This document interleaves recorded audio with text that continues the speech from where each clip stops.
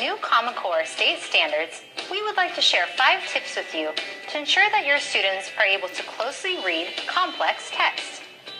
First, when teaching close reading, keep in mind your students will need to notice the features and language used, as well as understand the author's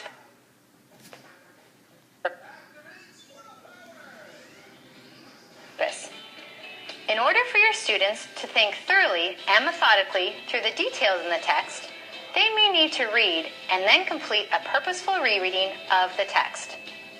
Second, make sure that your classroom library contains a large selection of literary and informational text.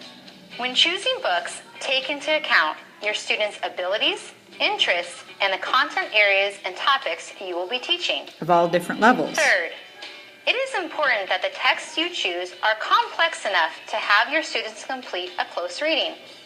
Review the criteria that the publisher uses to level their books. You just have to make sure it's on the right level for the student. And qualitative factors You're are using used data to figure out what you're going to teach your students. Fourth, during instruction, use complex texts in multiple formats in order to model, guide, and over time release the responsibility of close reading to the student. Fifth, provide text-dependent questions that require students to evaluate and understand the text more in depth. When students are taught to read a text closely, they become more skilled at locating evidence in one or more places within a text. Providing text evidence is critical. Or in writing, they can justify answers to these text-dependent questions based on evidence. To learn more about the Common Core state standards, visit Learning. And there you go.